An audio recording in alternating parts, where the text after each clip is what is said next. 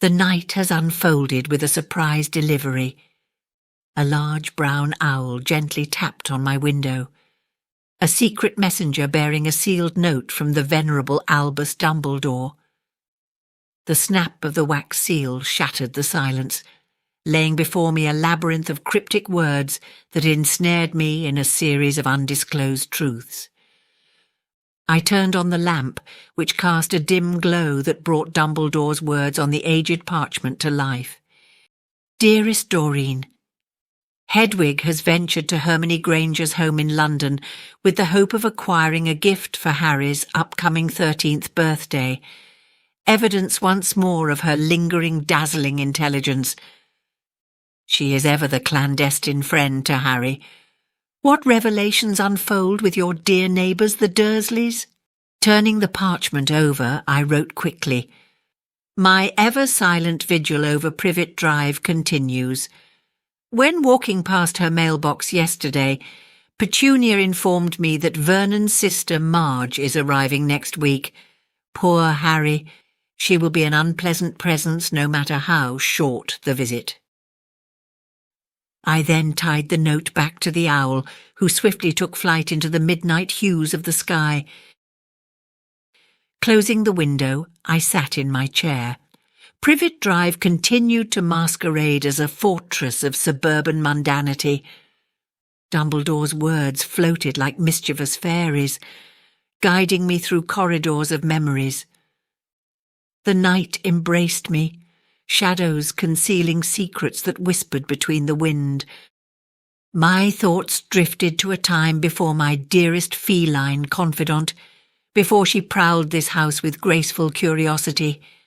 She was Seraphina, once a spirited witch with tales echoing through the pages of early wizarding history. Back when she was in human form, Seraphina had a fiery spirit and an insatiable curiosity. She explored the hidden corners of the wizarding world, danced with the fae in moonlit glades, and followed phoenixes across wild plains. A journey of tales more adventurous than a Kniesel's antics. Yet fate intervened through Seraphina's innate, irreversible transformation. Seraphina was a maledictus.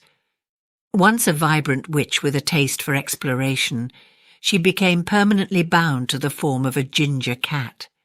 The enchantment that ensnared her was both a curse and a blessing, offering a chance to continue her journey in the shadows, albeit in a different guise. As the moonlight continued to shine, Dumbledore's trust pressed on me. I found myself thinking of another who had a watchful gaze just as mine. Unknown to sleepy Privet Drive, it has witnessed the convergence of feline and feathery destinies, mysteries intertwined, leaving a tapestry of enchantment that stretched beyond the ordinary. I carried with me the knowledge that my pet cat, Seraphina, and Harry's owl, Hedwig, shared a bond deeper than first known. In Harry's room, a sanctuary for the remnants of his magical world bathed in moonlight, was a spectator in her nocturnal masquerade. Seraphina, my pet cat, was once a spirited witch named Seraphina Prewett, a distant relative of the illustrious Perveril family, known for their prowess in magical abilities.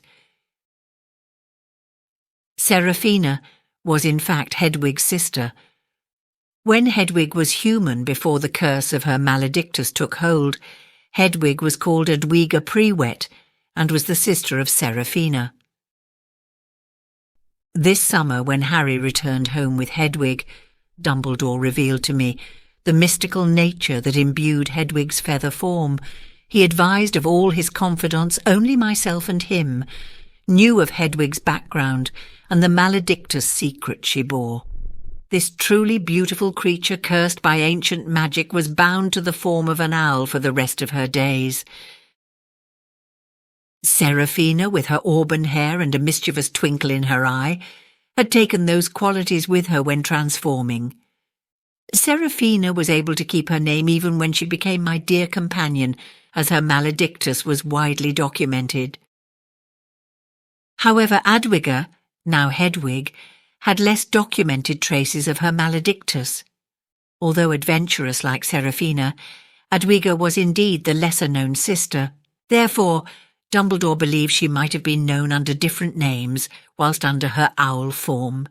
Dumbledore has tracked feathery Hedwig's magical adventures that echoed through wizarding families for the last 70 years. Maledictus can go on to live long lives in their animal forms. I'm not sure if that is a blessing or a curse. Dumbledore believes that Adwiga, who once soared through the skies on her broom, continued for some long years to soar through the skies on her own term as an owl.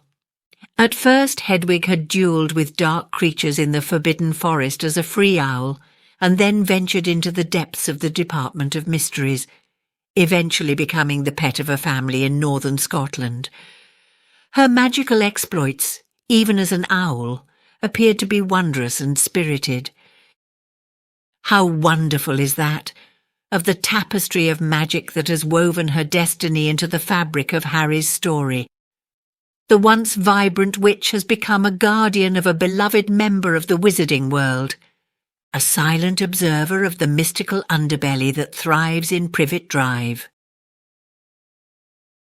As the night's darkness continued, I couldn't help but think of Seraphina's past, a past that intertwined with Harry and Hedwig. A concealed magical bond exists between Seraphina and her sister, and indeed their companions, once me and now Harry to Hedwig. This revelation left me pondering on the intricate web of fate that had woven together the lives of a boy wizard, a squib, a feline confidant, and an owl still bearing the burden of a maledictus curse. Dumbledore's message had once again filled me with immediate purpose. The very air seemed to shimmer with the weight of my revelation. I had to acknowledge my wonderful fortune that even as a squib, I was within the intertwined stories of these magical beings. As the moon continued casting its luminescent glow on Privet Drive, I stepped up from my armchair, carrying the weight of ancient secrets and newfound revelations. Magical stories, both known and unknown, are etched in the tapestry of wizarding history and would echo through the ages. I stood in awe of the mystical liaison between the mundane and all the magic it held. Doreen Fig,